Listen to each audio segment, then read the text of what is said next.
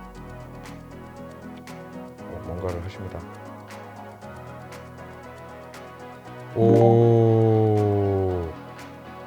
오, 저렇게 앱으로 알람이 딱 오고. 오케이. 장비를 막 챙기고 계십니다. 자, 일단 아저씨 계속 훔쳐보면은 너무 좀 변태 같으니까 가서 방향제나 좀 보여달라 그래야겠다. 이렇게 해서 이거 어디다 둬요?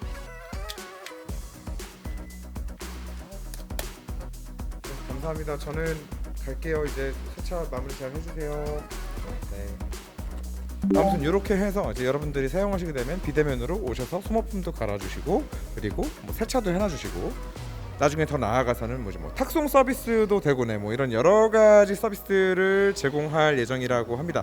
그리고 뭐 그것뿐만 아니더라도 아까도 말씀드렸지만 여러 사람이, 친한 사람이, 가족들끼리, 회사 직원들 사이에서 키를 공유해서 휴대폰으로 사용할 수 있다라는 거 좀 되게 큰 메리트가 있는 제품인 것 같아요. 그러니까 나는 있으면 너무 잘 쓰겠다. 그리고 오토도어도 너무 나는 잘 쓸 것 같다. 평소에 짐 많이 들고 차에 맨날 문 열고 하느라고 힘들었다 라고 하시는 분들 한번 내려가서 상세 페이지에서 내 차량이 지원이 되는지 한번 확인하신 다음에 한번 구매해 보시면 좋을 것 같습니다. 재밌는 제품이네요. 오늘 여기까지 하는 것으로 하겠습니다. 모비스 광고 주셔서 대단히 감사하고 여러분들도 사랑합니다. 감사합니다. 안녕.